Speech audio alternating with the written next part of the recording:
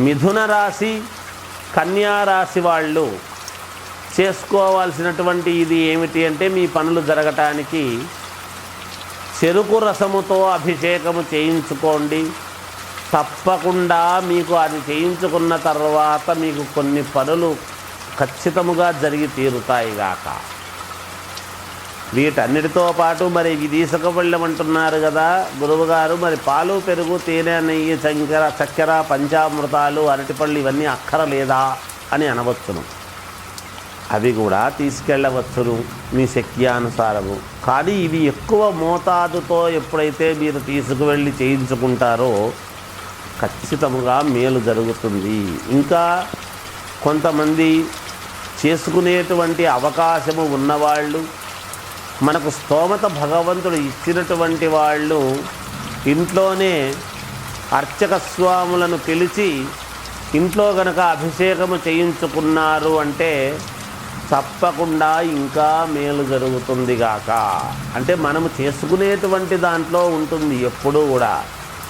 మనము ఏటికి ఎంత పాత్ర తీసుకువెళితే అన్ని నీళ్లు వస్తాయి. అందుకనే పుణ్యము అనేటువంటిది చేసుకున్న వాడికి చేసుకున్నంత మహాదేవా అని అంటారు. ఆ మహాదేవుడికి పేదలు ఏమీ ఎటు ఏ రకంగానూ స్వామికి సమర్పించుకోలేని వాళ్ళు ఒక చెంబుతో మట్టి పాత్రతో నీళ్లు తీసుకువెళ్ళి పరమేశ్వరుడి మీద హరహర హరహర హర అని పోసినా కూడా పరమేశ్వరుడు అనుగ్రహిస్తాడు అని శాస్త్రము చెప్పుతున్నది. అందువలన శక్తి ఉండి నేను మట్టి పాత్రలో నీళ్లు మాత్రమే పోస్తాను అంటే నీకు ఫలితం ఎంత రావాలనో అంతే వస్తుంది. శక్తి లేనివాడు పోసినాడు అంటే అప్పుడు కూడా పరమేశ్వరుడు అతని భక్తికి మెచ్చి ఎంత ఇవ్వాలనో అంత ఇస్తాడుగాక. అందుకని ఈ మహాశివరాత్రి పండుగ రోజు, ఈ పర్వదినాన మీరందరూ కూడా ఈ చెప్పిన విధముగా చేసుకొని మీరు పాటించి చూడండి. ఇవి ఏమీ పెద్ద గొప్ప విషయాలు ఏమి కాదు కదా, అందరికీ అందుబాటులో ఉండేటివి కదా. మనము కొంచెం శ్రద్ధ వహించి ఎప్పుడైతే చేసుకుంటామో ఖచ్చితముగా భగవంతుడు మీకు మేలు చేస్తాడు అనేటువంటిది తెలియజేస్తూ జయోస్తు. Hi, my name is Gautam and I actually stay in Malkajgiri. I had this back pain. It's been 1.5 years. I have tried many treatments like chiropathy, oil massage, physiotherapy especially, but it didn't work out as much like what I expected. I strongly suggest homeopathy. People can carry on with the homeopathy. Area Malkajgiri and doctor name is like Nageshwar and the clinic name is Neocare Homeopathy. Mahashivratri పర్వదినము రాబోతూ ఉన్నది. మహాశివరాత్రి అనగానే మామూలుగా ప్రతి వాళ్ళము పాలు, పెరుగు, తేనె, నెయ్యి, చక్కెర లేదా టెంకాయలు లేదా కొబ్బరి బోండం ఇలా ఏవో కొన్ని తీసుకొని పరమేశ్వరుడి దేవాలయానికి వెళతాం సహజంగా. అంటే అభిషేకానికి ఇవ్వటము, సరే అంతా అయిన తర్వాత తీసుకుంటామని కొంతమంది, లేకపోతే అక్కడ కూర్చొని ఆద్యంత పర్యంతము ఉండి ప్రసాదం తీసుకోవటము, తీర్థం తీసుకోవటము, అభిషేకం చేయించుకోవటం ఇవన్నీ కూడా జరుగుతూ ఉంటాయి, సహజం.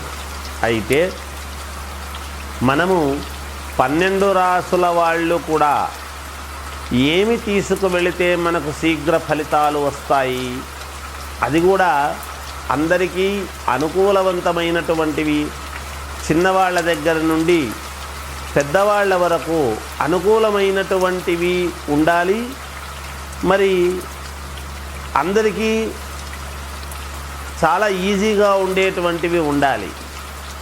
ఈ రోజుల్లో ప్రతిదీ కూడా డబ్బుతో కూడినటువంటి పని. మరి పూర్వమంతా కూడా ఎలా చేసుకునేవాళ్ళు? ఇంతింత ఇది లేవు కదా, మరి ఆనాడంతా ఎలా చేసేవాళ్ళు అంటే, అందుకనే భగవంతుడు ఎప్పుడూ కూడా సులభుడు. ఎవ్వరికైనా పరమేశ్వరుణ్ణి పరమేశ్వర అని పిలవంగానే పలికేటువంటి దయాళువు అని పేరు. ఆయన బోళాశంకరుడు. ఓం నమఃశివాయ అనేటువంటి శివపంచాక్షరిని గనక మనము చదివినాము అంటే చాలు, పరమేశ్వరుడు ఎంతో తృప్తి చెందుతాడు అనేటువంటిది ఉన్నది. అలా అని ఇంట్లో కూర్చొని కూడా చేయొచ్చు కదా అని అనుకోవచ్చు, అలా చేసుకునేవాళ్ళు ఉంటారు. కానీ వెళ్ళాము అనుకోండి, మనకు ఒక ఆత్మతృప్తి, అక్కడ ఒక ఆనందము. గుడికి వెళ్ళి మనము పూజ చేసుకోవటము అనేటువంటిది మన కర్తవ్యము. మనము నిత్యకర్మలలో భాగముగా మనము చేసుకోవాల్సినటువంటి విధి విధానాలకు అనుకూలముగా మనం ఎప్పుడైతే చేసుకుంటామో, మనకు కాదు, మనము తల్లిదండ్రుల కోరిక ఎవ్వరికైనా ఏముంటుంది, పిల్లలకు రేపు భవిష్యత్తులో బాగా ఉండాలి, వాళ్లకు ఎంతగానో అనుకూలించాలి, అన్ని రకాల బాగుండాలి అనేటువంటి కోరికతో మనం ఏవేవో చేసుకుంటాం.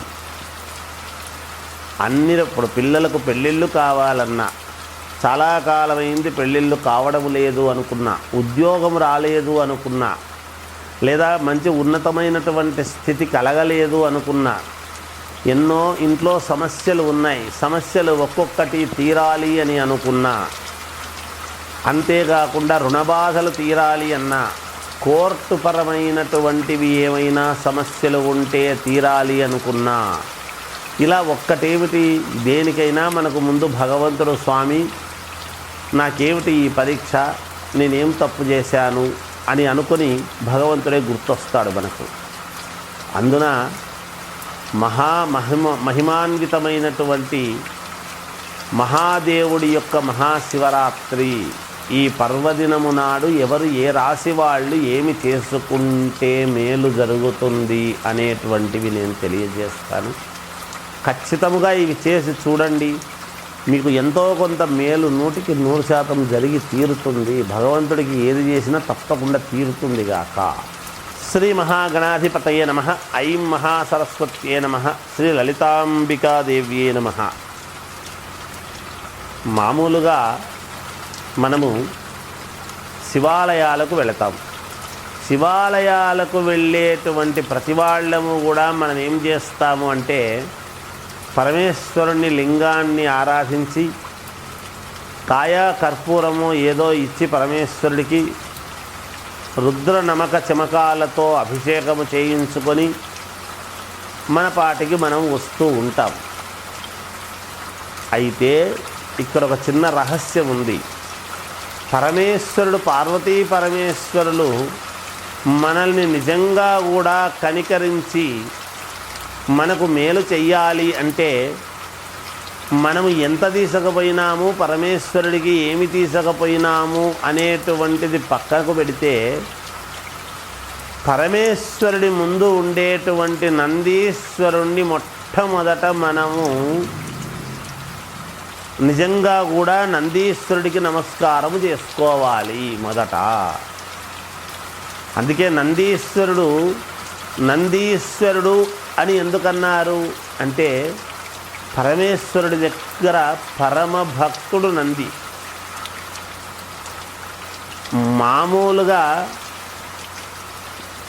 మనము పరమేశ్వరుణ్ణి చూడాలి అని అంటే నంది 2 కొమ్ములలో నుంచి మనము చూడటం అనేటువంటిది జరుగుతూ ఉంటుంది. చాలా శివాలయాల్లో అలా కొంతమంది మొదట పెద్దల్లా పాటించేవాళ్ళు. ఎందుకంటే పరమేశ్వరుడి యొక్క వరము పొందినాడు నందీశ్వరుడు.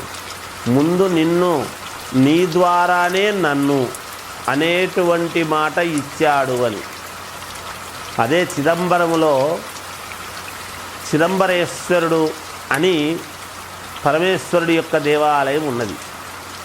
నంది త్వరగా స్వామి అనుగ్రహం కోసము వెళ్ళాలి అని అనుకుని తయారై వెళుతూ ఉంటే, యజమాని నువ్వు త్వరగా సేద్యము ముగించిరా, ఇదంతా చేసిపో అని పరీక్ష పెట్టాడంట.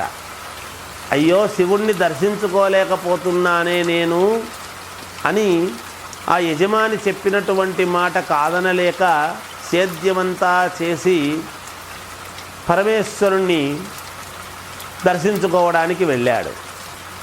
ఆ సమయానికి వెళ్ళేటప్పటికి సమయం అయిపోయింది అని అక్కడ ఉండేటువంటి పూజారి తలుపులు వేసేసాడంట.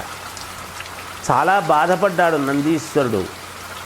నేను అంత దూరం నుంచి నా యజమాని ఏదో ఆనతిస్తే నేను వెళ్ళి అక్కడంతా కూడా చేసుకొని వచ్చేటప్పటికి ఆలస్యం అయిందే, పరమేశ్వరుని నేను ధ్యానించుకోలేకపోతేనే అనేటువంటి భావనతో చాలా బాధపడుతుంటే, అప్పుడు సాక్షాత్తు ఒక జ్యోతి రూపములో పరమేశ్వరుడు ఆయనకు అనుగ్రహించినాడు అనేటువంటి దానికి ఒక కథ ఉన్నది. అందుకనే నందీశ్వరుడు అంటే ఆయన్ను నమ్ముకొని ఆయనే సర్వస్వము, పరమేశ్వరుడే జీవితం అని నందీశ్వరుడు అక్కడ ఉంటాడు ఆయన దగ్గర. అందుకనే మనము ముందు నందీశ్వరుణ్ణి గనక దర్శించుకొని పూజించుకున్నాము అంటే ఖచ్చితముగా పరమేశ్వరుడు మనకు అనుగ్రహము ఇస్తాడు అనేటువంటిది మనము గ్రహించాలి. మనము వెళ్ళి ముందు ఆలయంలోకి వెళ్ళంగానే మనం ఏదో మామూలుగా లింగాకారములో ఉండేటువంటి పరమేశ్వరుని దర్శించుకొని మనం శివలింగానికి మనం పూజ చేసుకున్నాం వచ్చినామని వస్తూ ఉంటాం. దేవాలయాలలో హారతి ఇచ్చేటప్పుడు కూడా పరమేశ్వరుడికి హారతి ఇచ్చి మళ్ళీ నందీశ్వరుడి వైపు తిరిగి ఒకసారి ఇచ్చి మళ్ళీ అక్కడ పరమేశ్వరుడికి హారతి ఇచ్చిన తర్వాత భక్తులకు ఇస్తూ ఉంటారు అర్చక స్వాములందరూ కూడా. నందీశ్వరుడి యొక్క ప్రాధాన్యత అంతా ఇంత కాదు, అందుకనే ఆయన నంది ఈశ్వర అని పేరు వచ్చినది. ఇంకెవరికి ఆ పేరు రాలేదు చూడండి, అంత పరమభక్తాగ్రేసుడు ఆయన పరమేశ్వరుడి దగ్గర. అందుకని స్వామివారి నిర్మాల్యము అదంతా కూడా తీసేస్తే పడేయొద్దండి, అది నాకు కావాలి అని స్వామి అనుగ్రహముతో పొందాడు నందీశ్వరుడు. అంటే తథాస్తు అన్నాడంట పరమేశ్వరుడు. మామూలుగా నిర్మాల్యము పడేస్తాం మనం, అలా కాదు, నందీశ్వరుడు అది నాకు కావాలంటే స్వామివారి యొక్క ప్రసాదము నాకు కావాలి అని అలా కోరిక కోరుకున్నాడు ఆయన. అందుకని అలా ఎందుకు, ముందు నీకు పూజలు చేసిన తర్వాతనే నీ నుండి నేను, నీ ద్వారా నేను అనేటువంటి అనుగ్రహము పరమేశ్వరుడు ఇచ్చిన దాని వలన ఆ నందీశ్వరుడి యొక్క రెండు చెవుల మధ్యలోనూ కొమ్ముల మధ్యలోనూ మనము పరమేశ్వరుణ్ణి దర్శించుకుంటే పుణ్యప్రదం అనేటువంటిది ఎన్నో జన్మల పుణ్యఫలముగా మనకు భగవంతుడు మనకు అనుగ్రహాన్ని ఇస్తాడు అనేటువంటిది ఉన్నది. అందువలన అందరూ కూడా నందీశ్వరుణ్ణి మీరందరూ కూడా శ్రద్ధగా నందీశ్వరుడి యొక్క ఆయన తల మీద ఉండేటువంటి రెండు కొమ్ముల మధ్య చెవుల మధ్య నుండి పరమేశ్వరుణ్ణి దర్శించుకుని ఆ పుణ్యమైనటువంటి దీన్ని అందరూ కూడా పొందుతారు, పొందవలసినదిగా తెలియజేస్తూ